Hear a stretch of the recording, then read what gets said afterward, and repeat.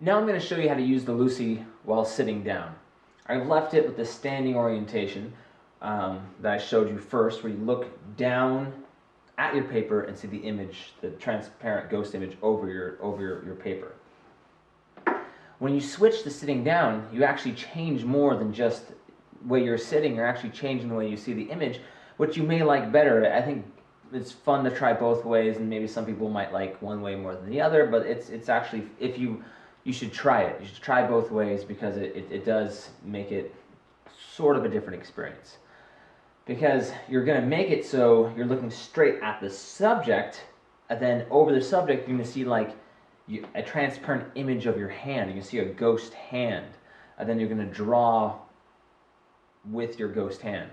Sounds kind of weird, but that's what it looks like. You just see your ghost hand there, and you're just looking at it, and you can.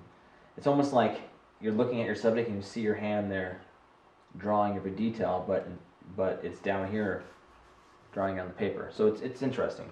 So the way you're going to want to do that is the same thing. If you're right-handed, still have it offset to the left.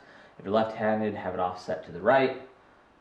Just loosen the thumb nut on the back here. You don't need to take it all the way off. Just need to loosen it so that the Lucy head bracket here isn't squeezing onto the shaft. Then it should pop right off. And then once you pop it off, you're going to want to turn it so that the logo was previously facing you.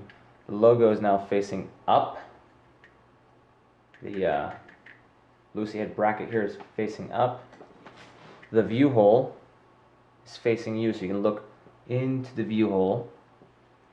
The mirrors here are facing down at your drawing surface, so you're going to be able to look straight through, like you're looking through a telescope, straight through at what you're drawing.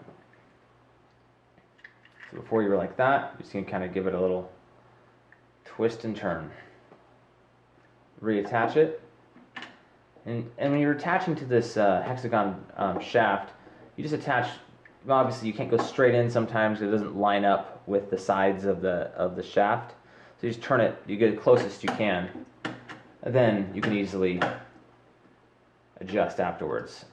Push it all the way in until it hits the flex arm, then adjust to perfection, and you are good to go. And now I'm looking through here. You can see I'm just sitting, looking straight through. This is more comfortable for a lot of people. The other way, when you're standing up, sometimes you can get a larger image. Depending on if you don't have a place to sit, that can be more convenient. But this is actually a really fun way to use it.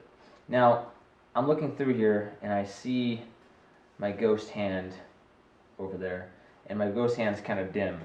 And so, when you're standing up, usually, in most situations, you need to make the image brighter. You never really need to make the image dimmer.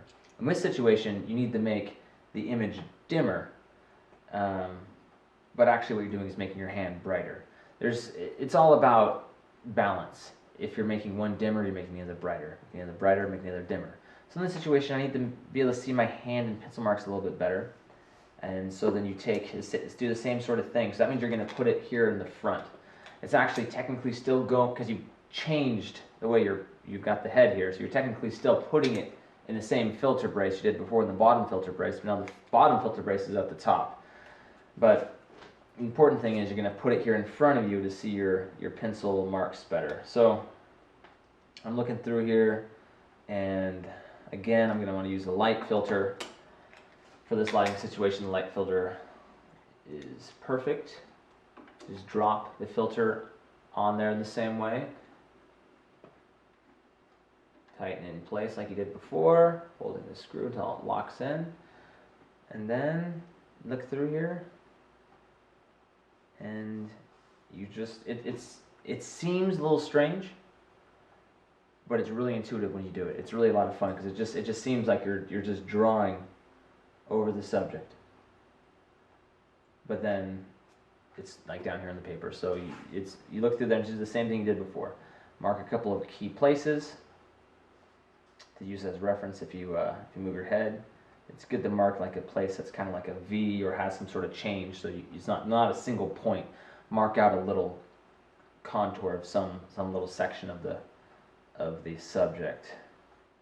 Then just continue to draw it like you would with the other one, and to get all sketched out, and then you set the camera lucida aside and just finish it with your normal drawing and painting techniques. This is a lot of fun. Please give this a try. Even if you like the other way, you gotta try it. You gotta try it both ways. It's fun to do it both ways.